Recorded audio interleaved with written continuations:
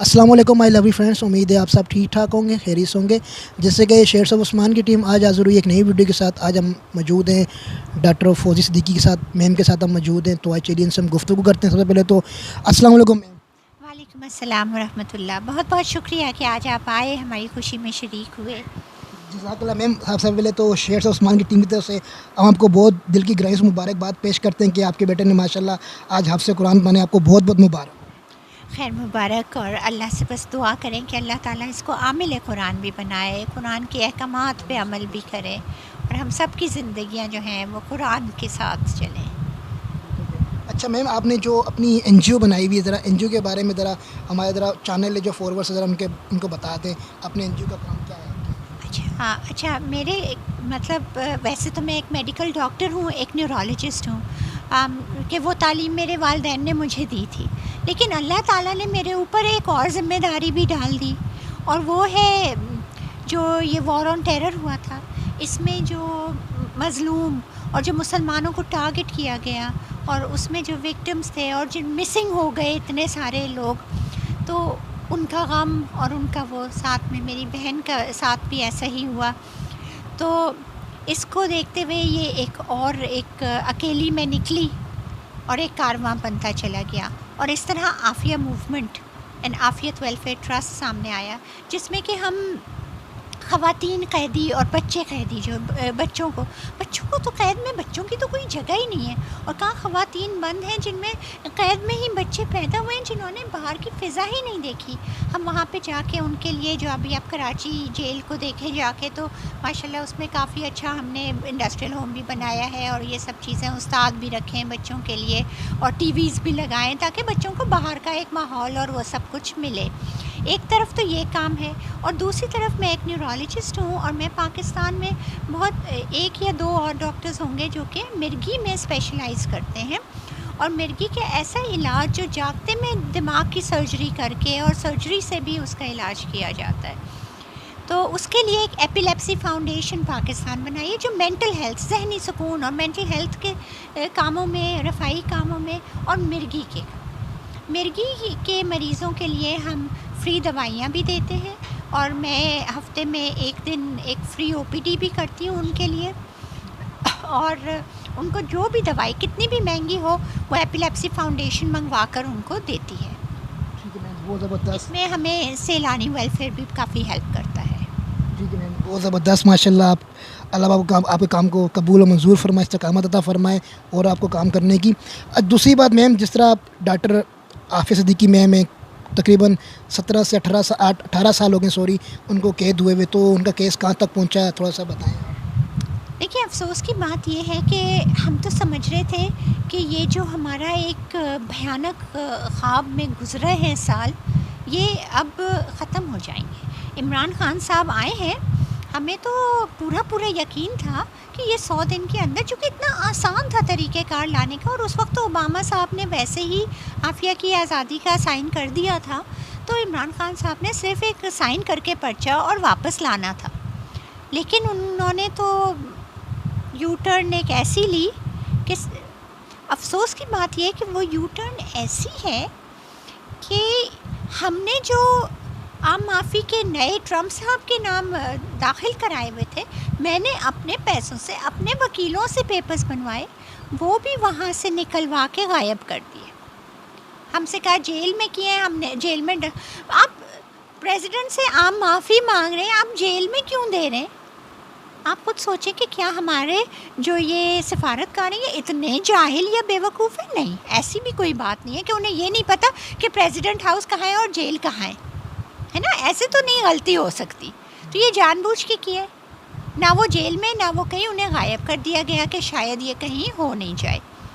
تو اچھا میم، آپ نے وہاں پہ امریکہ میں کوئی اپنے وکیل رکھا ہوئے جو کیس کو دیکھ رہا ہو اس حوالے سے؟ جی بالکل، انہی وکیلوں نے یہ پیپرز تیار کیے تھے، پہلے بھی اوباما کے ٹائم پہ بھی اور ابھی بھی،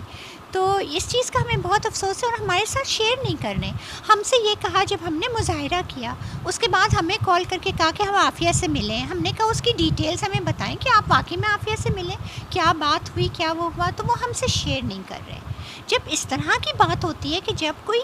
شیئر نہیں کرتا کوئی چیز. دیکھیں آپ میری بہن سے ملنے گئے ہیں, آپ مجھے نہیں بتا رہے کہ میں کیا, تو کوئی نہ کوئی دال میں کالا ہوگا نا, ورنہ تو آپ کہیں گے بھائی ہم آپ کی بہن سے ملے, وہ اس حال میں, آپ اتنے دن سے نہیں ملی ہیں. آپ ایک ایک بات تفصیلی بتائیں گے نا اگر آپ کے دل میں کوئی کھوٹ نہیں ہے. لیکن اگر آپ شاید اس کو جا کے مل کے اس کے دماغ کو برین واش کر رہے ہیں, اس کو غلط انفارمیشن دے رہے ہیں, یا آپ اس کو مارنے کی کوئی سازش کر رہے ہیں اور آپ اس لیے ہم سے نہیں شیئر کر رہے, تو جب آپ شیئر نہیں کریں گے, آپ اس طرح کی وہ کریں گے اور خفیہ رکھیں گے باتیں, تو انسان کا دماغ شک و شکوک میں ہوتا ہے, اور شک اور شکوک کبھی بھی اچھے نہیں ہوتے. تو میری تو بہت گزارش ہے, اور میں روزانہ لیٹر لکھتی ہوں فارن آفس اور وہ, کہ آپ پلیز یہ رپورٹس ہمارے ساتھ شیئر کریں. دیکھیں مجھے کوئی سیاست سے غرض نہیں ہے, مجھے کوئی پبلسٹی سے غرض نہیں ہے, آپ مجھ سے ان کانفیڈنس شیئر کر لیں. بچوں کے بارے میں کہا کہ بھئی یہ میڈیا پہ شیئر نہیں کریں گے, ان کے ساتھ کیا کیا مظالم ہوئے ان کے اوپر, آپ کسی سے نہیں ذکر کریں گے. میں نے کبھی کیا؟ اللہ کا شکر کیا بچے آ گئے. بھئی آپ مجھے بتائیں گے کہ اس کا یہ حال ہے, آپ نے یہ نہیں پبلک کرنا, کم از کم ہمیں پتہ تو چلے نا. صحیح بات ہے. تو لیکن بس کیا بتائیں کہ یہ صرف ہر پچھلی حکومت نے ایسا نہیں کیا, یہ صرف اس حکومت نے کیا.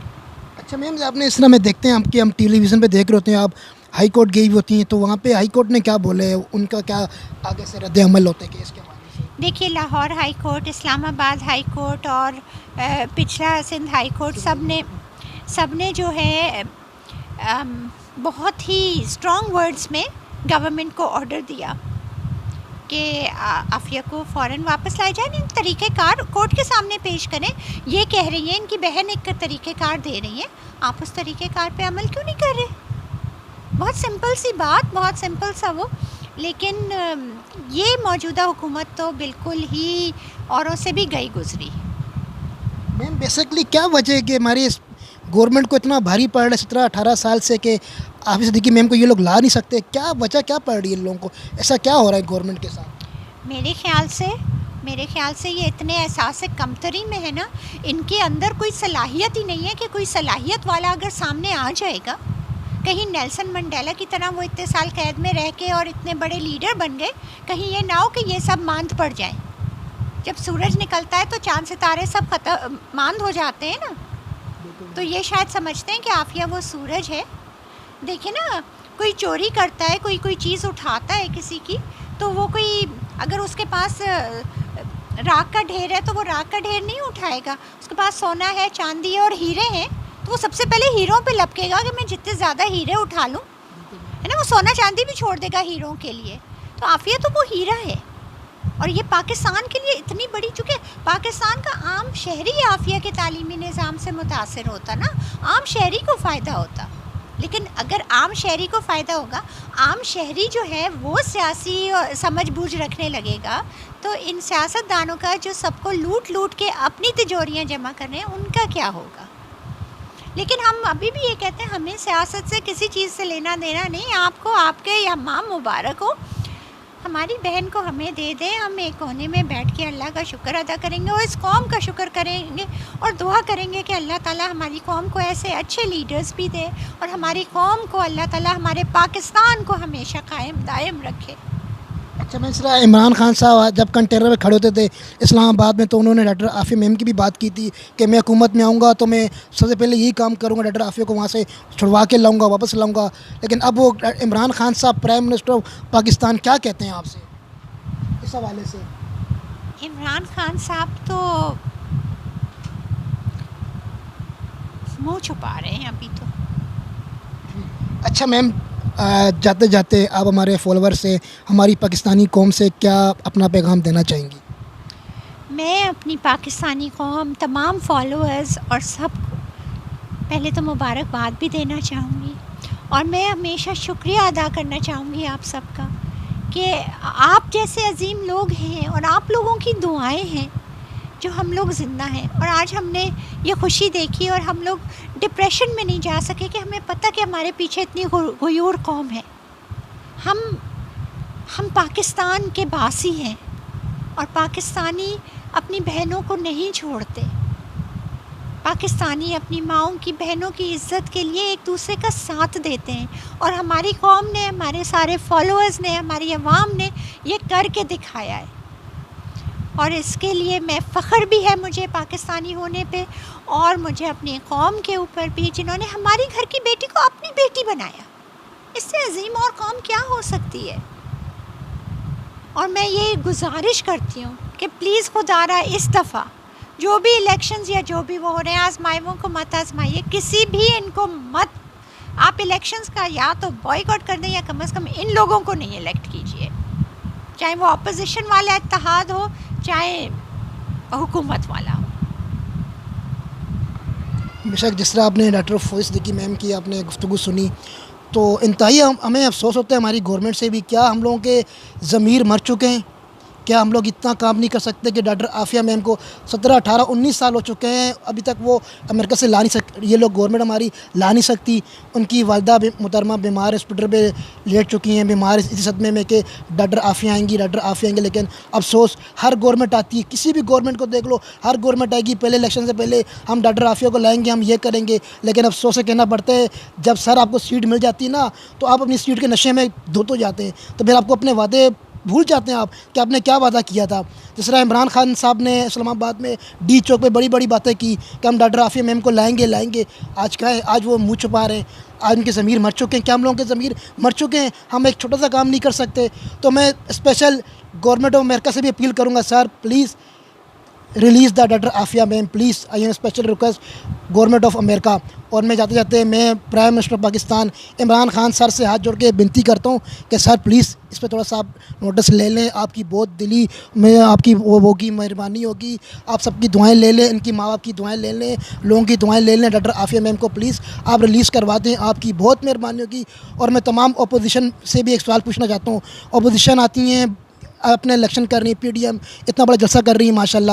تو وہ ایک ان کا میں نے پورے ان کی ساری میں کوریج دیکھتا ہوں، کوریج ان کی شوٹ بھی کرتے ہیں ہم، لیکن افسوس ہوتا ہے کہ انہوں نے ابھی تک ڈاکٹر عافیہ میم کا ذکر تک نہیں کیا۔ کیا یہ ہمارے لیے سوالیہ نشان ہے؟ سے ہم لوگ اپنے لیے اپنے مفاد کے لیے ہم لوگ کر رہے ہیں، جب الیکشن آئیں گے تو ہم ڈاکٹر عافیہ میم کا بولیں گے، سے ہم لوگ اپنے مفاد کے لیے کر رہے ہیں یار، ہم لوگ ہمارے ضمیر اتنے مر چکے ہیں ہم مسلمانوں کے یار۔ تو میں پلیز پی ڈی ایم سے بھی ریکویسٹ کروں گا کہ پلیز آپ ڈاکٹر عافیہ میم کا بھی ذکر کر دی کریں، آپ کی بہت مہربانی ہوگی۔ اور شیئرز آف عثمان کی ٹیم ان کے ساتھ ہے، پھر ملیں گے ایک نئی ویڈیو کے ساتھ، کیمرہ مین عبد الرحمان کے ساتھ، شیئرز آف عثمان کی ٹیم کو دیجیے اجازت۔ پاکستان زندہ باد، اللہ حافظ۔